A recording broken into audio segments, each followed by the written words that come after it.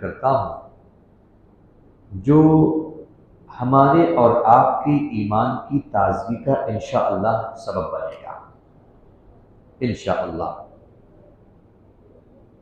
ہارون رشید وقت کے خلیفہ گزرے ہیں، انہوں نے اپنی بیوی زبیدہ کو بلایا اور اس وقت زبیدہ نماز ادا کر رہی تھی۔ میاں نے بلا تو لیا اور بیوی نماز ادا کر رہی تھی، نماز ادا کرتے کرتے ذرا تاخیر ہو گئی، دیر میں آئی تو میاں کا پارا آسمان پر چڑھا ہوا تھا۔ کہا کہ کتنی دیر سے بلایا تھا، اب آئی ہو؟ کہا نماز پڑھ رہے تھے، نماز پڑھ رہے تھے، ذرا سا سن کے نہیں جا سکتی تھی؟ بیوی کے بھی زبان سے نکلا ایک دم جہنمی والا کام کر رہے ہو، نماز پڑھ رہی تھی، کہہ رہی ہوں نماز پڑھ رہی تھی، پھر بھی بولے جا رہے ہو، جہنمی والا کام کر رہے ہو۔ اب میاں کو بھی غصہ آ گیا، میاں نے بھی کہا کہ ٹھیک ہے، اگر میں جہنمی ہوں تو تمہیں طلاق، اگر میں جہنمی ہوں تو تمہیں، اور تینوں فائر کر دیا۔ اللہ، اب ظاہر سی بات ہے جہنمی ہونا یا جنتی ہونا یہ اللہ و رسول ہی جانتے ہیں، ہم اور آپ حتمی طور پر کسی کو یہ نہیں کہہ سکتے کہ یہ جنتی ہے یا جہنمی ہے۔ صحیح بات ہے؟ یا آپ میں سے کوئی جانتا ہے؟ کوئی جانتا ہو تو بھائی ہاتھ اٹھائے۔ ہاں، دعا ہم کرتے ہیں اور یقین کرتے ہیں اللہ کی ذات سے کہ وہ اللہ اپنے حبیب کے صدقے میں ہم کو اور آپ کو اپنی جنت سے یقیناً سرفراز فرمائے گا، لیکن nobody knows that if he's going to die with iman or without iman. If somebody is dying with iman, so he has winning position, he will go paradise, no doubt. But just let me know, if somebody is dying without iman, he was having iman in whole life, but at very last time he has seen everything, فرشتے، جنت، دوزخ، جہنم، اور آخری وقت میں اس کی زبان سے کلمہ کفر نکل گیا، معاذ اللہ رب العالمین، اور مرنے سے پہلے ابھی کچھ دن باقی تھے، وہ اسلام سے منکر ہو گیا، تو no doubt he will be in hell, in fire, یہ تو ہمارا عقیدہ ہے۔ Being the part of paradise is necessary for someone to be mu'min. Without mu'min, nobody is allowed to go inside paradise. یہ پکا ہے۔ اب جب ایسا ہے اور مسئلہ بھی ہے کہ اگر کوئی اپنی بیوی کو کسی شرط پر، کنڈیشن پہ طلاق دے اور وہ کنڈیشن معلوم ہو تو پھر کنڈیشن کے اعتبار سے طلاق پڑتی ہے یا نہیں پڑتی ہے؟ میاں نے تو جلدی سے کہہ دیا کہ اگر میں جہنمی ہوں تو تمہارے اوپر طلاق۔ اب جب ذرا غصہ اترا تو اب یہ بھی رو رہے ہیں، ادھر بیوی بھی رو رہی ہے، وقت کے خلیفہ ہیں، رو رہے ہیں کہ غصے میں نے بول دیا، اب کیا کر سکتے ہیں؟ اب ظاہر سی بات ہے جب مسئلہ طلاق کا آ جاتا ہے تو پھر مولانا صاحب کو تلاش کیا جاتا ہے، اور لوگ ہیلا بہانا۔ مولانا صاحب ایک بات پوچھے، ایک صاحب کا پچھلے سال فون آیا میرے پاس، اپنی ہی مسجد سے تھے، نام نہیں لوں گا، اور وہ کہنے لگے مولانا صاحب ایک مسئلہ ہے۔ میں نے بھی ٹھیک ہے، کیا ہے؟ کہا کہ وہ ایک نے بہت زیادہ غصے میں تھا، اور اس نے اپنی بیوی کو بول دیا، تینوں بول دیا۔ تو میں نے کہا اچھا بول دیا، تینوں بول دیا، بار بار وہ اسی پہ زور دے رہے، بہت زیادہ لیکن غصے میں تھا۔ تو میں نے کہا کہ بھئی ٹھیک ہے، غصے کی حالت ہی میں آدمی طلاق دیتا ہے، کوئی گلے سے لگا کر نہیں کہتا کہ تم کو فائر کر رہا۔ تو بول دیا تو ختم۔ ہاں ایک سچویشن ایسی ہوتی ہے طلاق کی، اس طرح سے غصہ ہو انسان کا کہ انسان کو پتہ ہی نہ چلے کہ وہ کیا بول رہا ہے، کہاں پر ہے، کس حالت میں ہے، یعنی پاگل پن کی طرح اس کا دماغ ہو جائے، پگلا ہو جائے، مجنون ہو جائے۔ تو ایسی صورت میں اس سے شریعت حکم اٹھا لیتی ہے، وہ چاہے جو بولے اس سے طلاق نہیں واقع ہوتی ہے۔ تو بہرحال ان کو بتایا گیا، اور جو بھی اس کی اجراءات ہو سکتی ہیں ان کو کہا گیا کہ یہ کیا جا سکتا ہے۔ اللہ عالم بالصواب انہوں نے کیا نہیں کیا، لیکن مسئلہ میں نے بتا دیا۔ ایک مسئلہ کینیڈا میں رہتے ہوئے آیا، صاحب بہت غصے میں تھا، بہت غصے میں تھا۔ کتنا غصے میں تھا؟ بہت زیادہ ہی غصے میں تھا، اور طلاق دے دیا۔ ان کو کسی نے یہ مسئلہ بتا دیا تھا کہ اگر بہت زیادہ غصہ ہو، بہت زیادہ غصہ ہو، اور پوری ڈیفینیشن نہیں بتائی تھی، تو طلاق نہیں پڑتی ہے۔ تو جب ہمارے سامنے مسئلہ آیا تو میں نے یہ اندازہ کرنے کے لیے کہ ان کا غصہ کس درجے کا تھا، میں نے پوچھ لیا کہ بھئی یہ ہوا کہاں تھا، یہ کس وقت ہوا، یہ حادثہ جو ہوا یہ کس وقت ہوا؟ وہ ٹائم اتنے بج رہے تھے۔ کہاں ہوا تھا؟ میرے گھر پہ ہوا تھا۔ میں نے کہا پھر تو طلاق ہوگی۔ کیوں؟ وہ تو بہت زیادہ غصے میں۔ ہم کہا جب غصہ اس درجے کو پہنچ جائے کہ انسان کو یہ پتہ ہی نہ رہے کہ وہ کیا بول رہا ہے، کہاں بول رہا ہے، وہ کہاں ہے، تب جا کر طلاق نہیں پڑتی، کیونکہ یہ حکم دیا جائے کہ اس کے اوپر پاگل پن کا اثر ہے، اور جب پاگل ہو جائے انسان تو طلاق واقع نہیں ہوتی ہے۔ اب دیکھیں، ہمیشہ یہ یاد رکھیں، اللہ نے مردوں کے ہاتھ میں یہ ڈور دی ہے طلاق کی، تو آپ کو آخر کچھ سمجھ کر ہی تو دیا گیا ہے۔ اس وجہ سے ہمیشہ جب بھی اس طرح کی بات پیدا ہو، صلح مصالحت یا وہاں سے ہٹ جانے میں ہی عافیت ہے۔ کہیں نہ کہیں شیطان انسان کو وسوسے میں ڈالے، بول دو، آج تو ختم ہی کر دو کہانی، اور پھر بول دیا تو پھر شرمندگی کے علاوہ کچھ اور ہاتھ آنے والا نہیں ہوتا ہے۔ بہرحال اس پر بہت توجہ دینے کی ضرورت ہے۔ اب آتے ہیں ہم خلیفہ ہارون رشید اور ان کی بیوی زبیدہ کے اس مسئلے کی طرف۔ ظاہر ہے جس بھی عالم کے پاس، مفتی کے پاس جا رہے ہیں اور مسئلے کی نوعیت بتا رہے ہیں، کہہ رہے ہیں کہ ہم نے ایسا ایسا کہہ دیا، تو وہ عالم کہہ رہا ہے بھئی آپ نے جو کنڈیشن اور شرط رکھی ہے کہ اگر میں جہنمی ہوں تو طلاق، اب کس کو پتا ہے کہ آپ جنتی ہیں جہنمی ہیں؟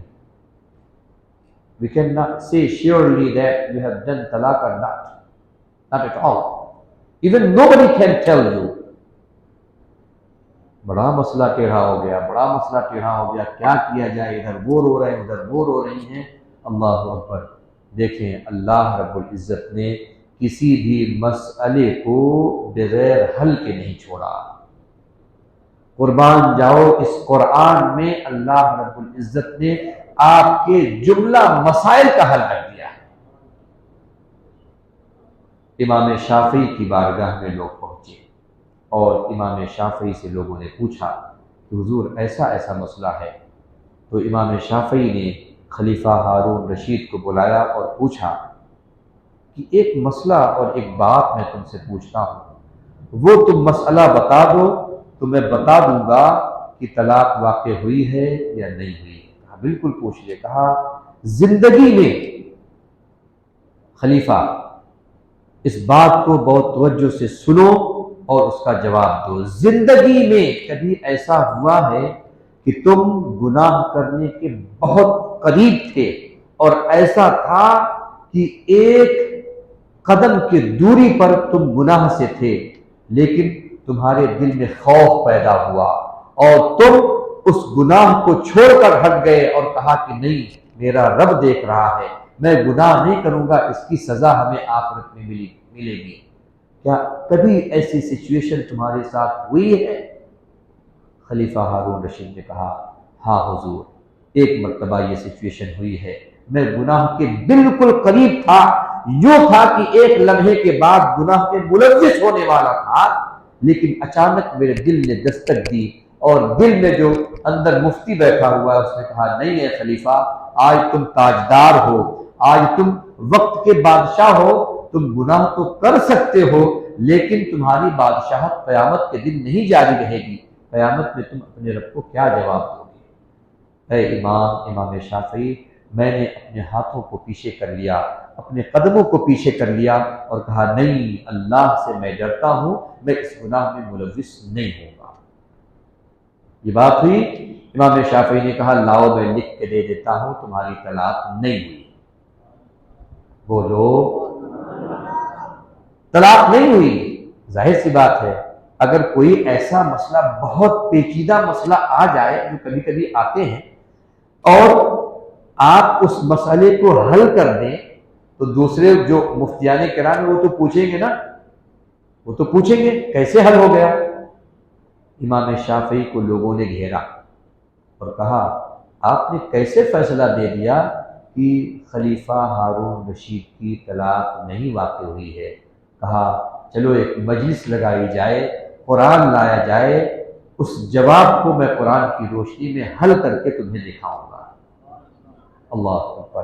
اور یہی آیت کریمہ، یہی سورۃ النازعات، جس کی تلاوت ہم نے اور آپ نے آج سماعت کی ہے اور تلاوت کی ہے، اسی قرآن کی آیت کو امام شافعی نے کھولا اور کہا دیکھو ہمارے رب کا قرآن کہتا ہے، رب کا کلام کہتا ہے وَأَمَّا مَنْ خَافَ مَقَامَ رَبِّهِ وَنَهَى النَّفْسَ عَنِ الْهَوَىٰ فَإِنَّ الْجَنَّةَ هِيَ الْمَأْوَىٰ۔ بولو، جو اپنے رب کے مقام سے ڈر جائے، رب کے مقام و منزلت کو جانتے ہوئے رب سے ڈر جائے، کب؟ جبکہ وہ گناہ سے بہت قریب تھا اور ایک لمحے کے بعد گناہ ہونے والا تھا۔ وَنَهَى النَّفْسَ عَنِ الْهَوَىٰ، اور اپنے آپ کو گناہ سے ہٹا لیا، تو قرآن کہتا ہے فَإِنَّ الْجَنَّةَ هِيَ الْمَأْوَىٰ، تو اللہ رب العزت اس کا ٹھکانہ جنت بنا دے گا۔ امام شافعی کہتے ہیں میں نے خلیفہ ہارون رشید سے پوچھا کہ تمہارے ساتھ کبھی ایسا ہوا ہے کہ تم گناہ کے بہت زیادہ قریب تھے، ایک لمحے کے بعد تم سے گناہ صادر ہونے والا تھا؟ انہوں نے کہا ہاں، سچویشن ایسی تھی اور میں گناہ کے بالکل قریب تھا، لیکن رب تبارک و تعالیٰ نے میری حفاظت فرمائی اور میں گناہ سے دور ہو گیا، ہٹ گیا۔ میں نے اس سے پوچھا تھا، اور قرآن کہتا ہے کہ اگر قرآن کوئی بھی بندہ گناہ کے بالکل قریب تھا اور اللہ کا خوف کھا کر گناہ کرنے سے باز آ گیا تو رب تبارک و تعالیٰ نے اس کو جنت میں جگہ عطا فرمائی ہے۔ اس اعتبار سے خلیفہ ہارون رشید کی جنت میں جگہ متعین ہے، اور خلیفہ ہارون رشید نے کہا تھا اگر میں جہنمی ہوں تو تمہیں طلاق ہے۔ اس آیت کی روشنی میں پتہ چلتا ہے کہ خلیفہ ہارون رشید جہنمی نہیں ہے، جنتی ہے، اور جب جنتی ہے تو طلاق بھی واقع ہے۔ اللہ اکبر۔ اس طرح سے امام شافعی نے اس مسئلے کا حل پیش کیا، اور جتنے بھی علماء تھے انہوں نے اس کی تائید فرمائی اور کہا یقیناً جہاں عام لوگوں کا دماغ نہیں پہنچ سکتا، وہاں پر اللہ کے کسی ولی اور کسی نہ کسی مجتہد کا دماغ پہنچ جاتا ہے۔ اللہ اکبر۔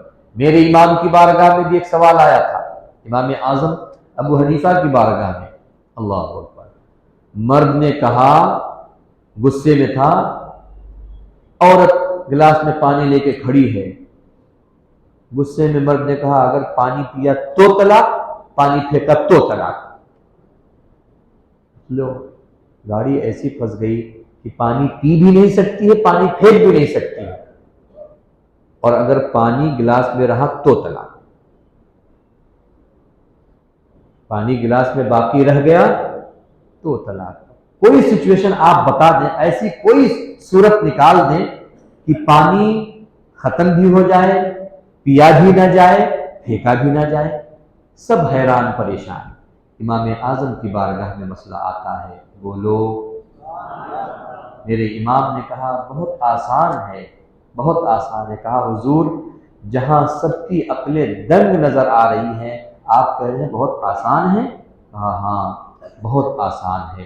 کہا عورت کو بلایا جائے اور عورت کو یہ کہا جائے کہ پانی پینا نہیں ہے، پھینکنا بھی نہیں ہے، اور پانی اسی طرح سے ختم بھی ہوگا۔ کہا کیسے؟ کہا کہ اپنے دوپٹے کو پھاڑتی جائے اور اس دوپٹے کے حصے کو گلاس کے اندر ڈالتی جائے اور اپنے ہاتھ میں رکھتی جائے، ایک ٹکڑا، دوسرا ٹکڑا، تیسرا ٹکڑا، اور اس طرح کرتے کرتے اپنے دوپٹے کے ٹکڑے سے پورے پانی کو جو گلاس کے اندر ہے وہ اپنے ہاتھ میں اور کپڑے میں کھینچ لے، اور پھر کپڑا اپنے ہاتھ پہ رکھے رہے۔ دھوپ آئے گی، ہوا آئے گی، دھیرے دھیرے دھیرے دھیرے پانی سوکھ جائے گا۔ پانی پینا بھی نہیں پایا گیا، پانی پھینکنا بھی نہیں پایا گیا، اور مرد نے کہا تھا کہ اگر پانی پیو گی تو طلاق، پانی پھینکو گی تو طلاق، اور پانی اگر ایسے ہی گلاس میں رہا تو طلاق۔ اور یہاں نہ تو پھینکنا پایا گیا، نہ پینا پایا گیا، اور نہ ہی پانی گلاس میں اسی طرح سے رہنا پایا گیا۔ اللہ اکبر! امام اعظم کے اس جواب پر اس عورت نے عمل کر لیا اور طلاق واقع نہیں ہوئی۔ بولو! اب آپ سوچیں کہاں ہیں وہ لوگ جو کہتے ہیں اجتہاد کی ضرورت نہیں ہے، علماء کی ضرورت نہیں ہے، ہم تو سارے مسائل کو قرآن سے خود حل کر لیں گے۔ ایک چھوٹا سا مسئلہ اگر دے دیا جائے، یہ جماعت جو اپنے آپ کو اہل حدیث کہتی ہے، ایک چھوٹا سا مسئلہ اس طرح کا دے دیا جائے تو میں کہتا ہوں زندگی بھر حل کرتے رہیں گے، لیکن حل کرنے کی صورت نہیں پیدا ہوگی جب تک ان ائمہ کرام کے دامن سے وابستگی نہ اختیار کی جائے۔ اسی ضمن کا ایک واقعہ اور اسی پر اپنی بات ختم کرتا ہوں، کیونکہ میں سوچ رہا ہوں کہ آپ بھی سوچ رہے ہوں گے کہ مولانا صاحب ٹائم زیادہ لے رہے ہیں۔ میں انشاءاللہ بہت مختصر لیکن آپ کے ٹائم سے بہتر آپ کو دینے کی کوشش کر رہا ہوں۔ ایک دہریہ قسم کا آدمی گاؤں میں آ گیا۔ ظاہر ہے گاؤں میں پڑھے لکھے لوگ بھی اور ان پڑھ لوگ بھی ہوتے ہیں۔ ہر گاؤں میں ایسا تو ضروری نہیں کہ سب عالم ہی ہو، سب جانکار ہی ہو، سب حکمت والے ہی ہو۔ ایک بندہ آ گیا دہریہ قسم کا، جو اللہ پر ایمان نہیں رکھتا، مرنے کے بعد زندگی پر ایمان نہیں رکھتا، اور طرح طرح کے اس کے سوالات۔ آ کر گاؤں کے لوگوں کو جمع کیا اور کہا تم لوگ کس عقیدے کے ہو؟ لوگوں نے بتایا ہم مسلمان ہیں۔ کہا مسلمان کیا کرتے؟ کہا اللہ پر ایمان رکھتے ہیں۔ کہا میرے کچھ سوالات ہیں، اس کے جوابات دے دو تو پھر میں بھی جانوں گا کہ واقعتاً تم اپنے ایمان اور اپنے دھرم میں سچے ہو۔ اب سوال سنیں ون بائی ون۔ توجہ ہے آپ کی؟ توجہ ہے؟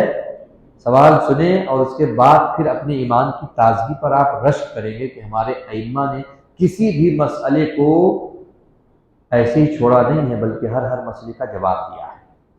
سوال وہ کرتا ہے کہ تم یہ کہتے ہو کہ اللہ ایک ہے، تو اس اللہ جو ایک ہے وہ اللہ اس وقت کیا کر رہا ہے؟ اس نے کہا اللہ جو ایک ہے وہ اس وقت کیا کر رہا ہے؟ دوسرا سوال، اگر تمہارا اللہ ہے تو اس کا چہرہ اس وقت کس طرف ہے؟ تمہارے اللہ کا چہرہ کس طرف ہے؟ تیسرا سوال، اگر وہ ایک ہے تو اس سے پہلے بھی کوئی ہوگا؟ اس سے پہلے کون ہے؟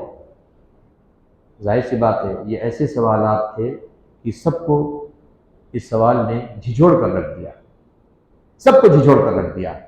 اب سب لوگ پریشان ہیں، کیسے جواب دیا جائے، کیسے جواب دیا جائے، کیا جواب دیا جائے؟ مسئلہ ایمان اور کفر کا آ گیا تھا، ایسے میں ضرورت تھی کہ کوئی آگے بڑھے اور جواب دے دے۔ اللہ اکبر! اللہ رب العزت نے امام شافعی رضی اللہ تعالیٰ عنہ کو بھیج دیا۔ بولو! امام شافعی ابھی جوانی کا عالم ہے، دیکھا بڑی بھیڑ بھاڑ لگی ہوئی ہے گاؤں کے علاقے میں۔ میں آپ کو یہ بھی بتا دوں کہ امام شافعی رضی اللہ تعالیٰ عنہ کی بارگاہ میں ان کے روضے پر کہہ لیجئے کہ بہت دفعہ حاضری کا موقع ملا الحمدللہ، اور ان کے روضے پر حضور کے قدموں کے نشان ایک پتھر میں آج بھی موجود ہیں۔ بہت سارے لوگوں کو پتہ نہیں ہے لیکن ہم کو چونکہ پتا تھا تو ہم لوگ جب بھی جاتے تھے تو حضور پاک علیہ الصلوۃ والتسلیم کے قدموں کے نشانات، یعنی جس پتھر پہ حضور نے قدم رکھا، پتھر نے اپنے سینے میں حضور کے قدموں کو جذب کر لیا. اور الحمدللہ بارہا یہ موقع ہوا کہ امام شافعی رضی اللہ تعالیٰ عنہ کی بارگاہ میں حاضری ہوئی، اور حاضری ہو اور حضور کے قدموں کو نہ چوما جائے تو پھر ایک مسلمان، سنی مسلمان کیسے سکون پائے گا. الحمدللہ. اور یہ سارے واقعات ذہن و دماغ میں گردش کر گئے. بہرحال امام شافعی نے دیکھا بھیڑ بھڑکا بہت ہے، پوچھا بھائی کیا ہو رہا ہے؟ کسی نے بتایا کہ ایک بندہ آیا ہوا ہے، اس نے ایسا سوال کر دیا ہے کہ سب لوگ دم بخود ہیں، کوئی جواب ہی نہیں دیتا ہے. کیا کیا سوال ہے؟ کہا آپ بھی دیکھ لو. پہنچے، بھیڑ بھڑکا ذرا دور کیا، ابھی کیا ہو رہا ہے؟ کہا یہ صاحب نے سوال کیا. کہ سوال کیا ہے؟ میں جواب دوں گا، میں اس کا جواب دوں گا. اچھا، ارے میاں بڑے بڑے تھک ہار گئے ہیں اور تم آگے ہو جواب. ٹھیک ہے، اس کا جو بھی سوال ہے مجھے بتاؤ، اللہ نے چاہا تو دودھ کا دودھ، پانی کا پانی کر دوں گا. اور یہ جو لوگوں کے عقیدوں پر شب خون مار رہا ہے، اللہ نے چاہا تو لوگوں کی عقیدوں کی حفاظت اللہ رب العزت میرے ذریعے سے فرمائے گا. گویا علماء کے ذریعے سے رب تبارک و تعالیٰ لوگوں کے عقیدوں کی بھی حفاظت کا اہتمام فرماتا ہے علماء کے ذریعے سے. اور میں یہ بارہا کہتا ہوں کہ جس گھر خاندان میں ایک عالم بن جائے تو اللہ رب العزت اس عالم کے علم کی برکت سے پورے خاندان کو کسی بھی بد مذہبیت سے محفوظ کر دیتا ہے. اور میں تحدیث نعمت کے طور پر کہتا ہوں الحمدللہ میرے پورے خطے میں، میرے پورے علاقے میں، میرے پورے گاؤں میں اللہ کا شکر ہے، بہت بڑا گاؤں ہے لیکن آپ کو آٹے میں نمک کے برابر بھی کوئی بد مذہب نہیں ملے گا. ذرہ برابر بھی اگر کسی کا کچھ شوشہ گوشہ ہوتا ہے تو الحمدللہ ایک بار مسجد میں کھڑے ہوئے، اس کے شوشے گوشے کو لیا، بغیر اس پر طنز کیے ہوئے، بغیر تنقید کیے ہوئے، اس کے جو بھی مسائل ہیں اس کو لے کر اس کو حل کر دیا، وہ بھی خوش ہو گیا، اس کے عقیدے کی حفاظت ہو جاتی ہے. تو اللہ رب العزت علماء کے ذریعے سے لوگوں کے عقیدوں کی حفاظت فرماتا ہے. امام شافعی نے اس سے پوچھا سوال کیا ہے؟ اس نے کہا سوال یہ ہے کہ اگر تم اللہ کو مانتے ہو، اللہ ایک ہے، تو ایک سے پہلے کیا ہے؟ پہلا سوال. دوسرا سوال یہ ہے کہ اس وقت تمہارا رب کیا کر رہا ہے؟ تیسرا سوال یہ ہے کہ تمہارے رب کا چہرہ اس وقت کدھر ہے؟ امام شافعی نے کہا دیکھو بھائی، ہم تمہارا جواب دیں گے لیکن ہماری کچھ شرطیں ہیں، اس کے ساتھ جواب دیں گے. کہا ٹھیک ہے، کیا شرطیں ہیں بتاؤ؟ کہا دیکھو تم سوال کر رہے ہو، میں جواب دے رہا ہوں. سوال کرنے والا ہمیشہ نیچے ہوتا ہے اور جواب دینے والا ہمیشہ اوپر ہوتا ہے. اس وجہ سے پہلے تم نیچے آؤ، کرسی میں بیٹھنے کی ضرورت نہیں، نیچے بیٹھو، میں اوپر بیٹھوں گا. کہا ٹھیک ہے، کوئی بات نہیں، بیٹھ جاؤ. بیٹھ گئے. کہا دوسری کنڈیشن یہ ہے کہ مجھے ضرورت ہے ایک شمع کی. شمع جانتے ہیں؟ موم بتی. ایک موم بتی کی ضرورت ہے، ذرا یہاں پر جلا کر رکھ دیا جائے، اس کے بعد میں جواب دوں گا. ٹھیک ہے، کہا جلا کر رکھ دو. کہا میاں گنتی آتی ہے؟ کہ ہاں آتی ہے. کہا ٹھیک ہے، اب میں تم سے گنتی پوچھتا ہوں اور تمہارا جواب بھی دیتا ہوں. کہا ٹھیک ہے، گنتی گنو. کہا کہ ٹھیک ہے، 1 سے لے کر 10 تک گنو. توجہ دیں، 1 سے لے کر 10 تک گنو. تو گنتا کیا ہے؟ 1 2 3 4 5 6 7 8 9 10. کہا ٹھیک ہے، 10 تک گن لیے. کہا ہاں. کہا اب واپس الٹا گنو. کہا ٹھیک ہے، 10 9 8 7 6 5 4 3 2 1. کہا آگے ایک پر آگے. کہا کہا اس ایک سے پہلے کیا ہے؟ امام شافعی نے کہا اس ایک سے پہلے کیا ہے یہ بتاؤ. تو کہا میاں کبھی کبھی ایسا ہوتا ہے کہ ایک ہوتا ہے، ایک سے پہلے کچھ نہیں ہوتا ہے. کہا یہی تمہیں سمجھانا چاہتا ہوں کہ میرا رب ایک ہے، اور وہ ایسا ایک ہے کہ اس ایک سے پہلے کچھ نہیں تھا، وہ ہمیشہ ایک تھا اور اس سے پہلے کچھ نہیں تھا، جو بھی چیزیں ہیں اس کے بعد میں. اور تم نے کہا تھا نا تمہارا رب اس وقت کیا کر رہا ہے؟ سنو، تم جیسے بد مذہب کو میرا رب اس وقت نیچے کر رہا ہے اور نیچے بیٹھا رہا ہے، اور مجھ جیسے ایمان والے کو رب تبارک و تعالیٰ کرسی دے رہا ہے. گویا ایمان والے کو رب تبارک و تعالیٰ عزت دے رہا ہے اور بے ایمان کو رب تبارک و تعالیٰ اس وقت ذلیل کر رہا ہے۔ دیکھ لو تم ذلیل ہو رہے ہو۔ تم نے کہا تھا نا رب کا چہرہ کدھر ہے، یہ دیکھ لو، یہ جو شمع جل رہی ہے ذرا بتاؤ اس کا چہرہ کدھر ہے، اس کا چہرہ کہاں ہے؟ کہا میاں جب یہ ایک شمع ہے اس کا کوئی چہرہ نہیں ہو سکتا تو میرا رب تو کہتا ہے اللہ نور، اللہ نور ہے، جب شمع کا چہرہ نہیں ہو سکتا تو پھر میرے رب کا چہرہ کیسے ہوگا؟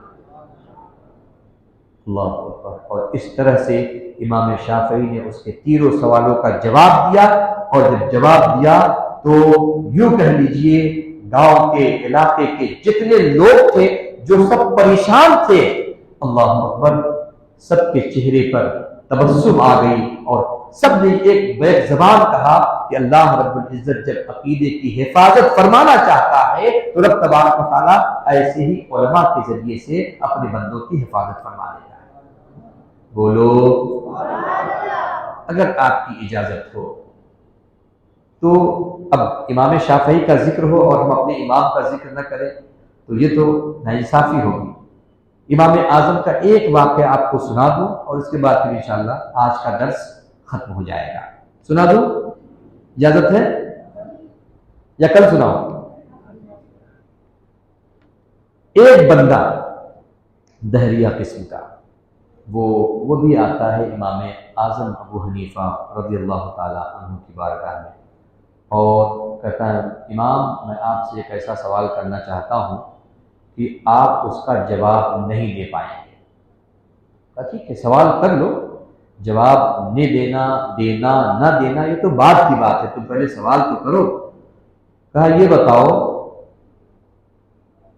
توجہ دیں، یہ بتاؤ کہ یہ جنات بھی جہنم میں ڈالے جائیں گے اور یہ شیطان بھی جہنم میں ڈالے جائیں گے؟ کہاں ڈالے جائیں گے، قرآن کہتا ہے ڈالے جائیں گے۔ ہم جہنم کو لوگوں سے اور جہنم کو جنات سے بھر دیں گے، شیطان سے بھر دیں گے، قرآن کی آیت ہے لَأَمْلَأَنَّ جَهَنَّمَ مِنَ الْجِنَّةِ وَالنَّاسِ اجمعین، کہ ہم جہنم کو لوگوں سے یعنی آدمیوں سے اور جنات سے بھریں گے، شیطانوں سے بھی بھریں گے۔ تو کہا امام یہ بتاؤ کہ جنات کیسے پیدا کیا گیا ہے؟ تو کہا ٹھیک ہے جنات تو آگ سے پیدا کیا گیا ہے۔ کہا قرآن کہتا ہے خلق الجان من نار، خلق الانسان من صلصال کالفخار وخلق الجان من مارج من نار۔ تمہارا قرآن کہتا ہے کہ انسان کو مٹی سے پیدا کیا گیا اور جنات کو آگ سے پیدا کیا گیا ہے، اور پھر کہتا ہے جہنم میں بھی آگ ہے اور جنات بھی آگ سے ہے۔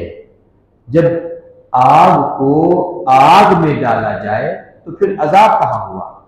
تم ایک آگ کو دوسری آگ میں ڈالو تو اس آگ کو کیا کوئی تکلیف ہوگی؟ امام اعظم ابو حنیفہ رضی اللہ تعالیٰ عنہ کے سر پہ غصہ، بالکل غصہ آ گیا اور بغل میں ایک پتھر رکھا ہوا تھا، اٹھایا پتھر مارا دھام سے اس کے سر پر۔ بدتمیز کہیں کا ایسا سوال کرتا ہے؟ اب جب سر پہ مارا تو وہ فوراً خون سے لت پت اور وہاں سے بھاگا کہ آج تو خیر نہیں، امام بڑے غصے میں، اور وہاں سے بھاگا اور وقت کے خلیفہ کے پاس پہنچ گیا اور کہا شکایت لگائی کہ میں امام کے پاس گیا تھا سوال کرنے اور انہوں نے مجھے زخمی کر دیا، ان کا حساب ہونا چاہیے۔ امام اعظم کو بلایا گیا، اے امام آپ نے یہ کیا کر دیا؟ آپ کو تو منصب قضا پر رکھا گیا ہے تاکہ لوگوں کا آپ جواب دیں، آپ نے تو اس کو زخمی کر دیا۔ امام اعظم نے کہا میں نے زخمی کہاں کیا، میں نے تو اس کو جواب دیا۔ کہا یہ کیسا جواب ہے؟ کہا اس کا سوال کیا تھا؟ کہا اس کا سوال یہ تھا کہ اگر آگ کو آگ میں ڈالا جائے تو عذاب کیسے ہو سکتا ہے؟ تو میں نے کہا انسان کو کیسے پیدا کیا گیا؟ اس نے کہا انسان کو مٹی سے پیدا کیا گیا۔ میں نے کہا امام کہتے ہیں میں نے کہا اور میں نے اس کو مٹی ہی سے مارا ہے، یہ پتھر یا یہ اینٹ دراصل یہ مٹی کا ہی حصہ ہے، میں نے اس مٹی سے اس مٹی کو، اس انسان مٹی کو اس پتھر سے مارا۔ اگر مٹی کو مٹی میں مارا جائے، پتھر کو انسان کو مارا جائے، پتھر بھی ایک طرح کی مٹی، انسان بھی بنا ہوا مٹی، اگر اس مٹی کو اس مٹی سے مارا جائے تو اس کو تکلیف ہو سکتی ہے، تو اسی طرح سے اگر اس جنات والے آگ کو اگر جہنم والی آگ میں ڈالا جائے تو پھر اس کو تکلیف کیوں نہیں ہو سکتی؟ وقت کے خلیفہ نے مسکرا کر کہا، اے امام، یہ آپ ہی کا حق ہے، آپ ہی نے اس کا جواب دیا ہے، ورنہ بڑے سے بڑا بندہ بھی آ جائے تو شاید اس کا جواب اس سے نہ بن پڑتا۔ بتانا یہ ہے کہ اللہ رب العزت نے علماء کے ذریعے سے بہت سارے لوگوں کے عقیدوں کی حفاظت فرمائی ہے۔ رب تبارک و تعالی ہمارے بھی عقیدے کی حفاظت فرمائے، ہمارے علماء کی بھی حفاظت فرمائے۔ اللہم صلی علی سیدنا و شفیعنا و حبیبنا و بارک وسلم، صلاۃ و سلام علیک یا رسول اللہ صلی اللہ تعالی علیہ وسلم، وعلی صلی وسلم دائما ابدا علی حبیبک خیر الخلق کلہم۔ یہ کریم رب اپنے فضل و کرم سے ہمارے اس درس کو اور اسی طرح سے تمام دروس کو اپنی بارگاہ میں قبول فرما لے۔ کہنے سننے میں کوئی خطا یا لفظ خامی ہو تو اسے معاف فرما کے ہم سبوں کو عمل خیر کی توفیق نصیب فرما دے۔ مولا تعالیٰ اس پورے رمضان میں جتنے بھی درس ہوئے ہیں مولا، اس میں جو بھی کمی رہ گئی ہو اسے دور فرما دے اور ہم سبوں کو عمل کی توفیق نصیب فرما دے۔ مولا ہماری دعاؤں اور تمناؤں کو پورا فرما دے۔ مولا اس قرآن کی تفسیر سننے کے لیے جتنے بھی بندوں نے وقت دیا مولا، ان تمام کے اوقات میں بے پناہ برکتیں عطا فرما دے۔ مولا ہم سب کو اپنے حبیب کا صدقہ عطا فرما کے دین اور دنیا کی خیریت نصیب فرما دے۔ ان اللہ و ملائکتہ یصلون علی النبی یا ایھا الذین آمنوا صلوا علیہ وسلموا تسلیما۔ اللهم صل على سيدنا وشفيعنا وحبيبنا وبارك وسلم، صلاة وسلام عليك يا رسول الله صلى الله تعالى عليه وسلم۔ سبحان ربك رب العزة عما يصفون وسلام على المرسلين والحمد لله رب العالمين۔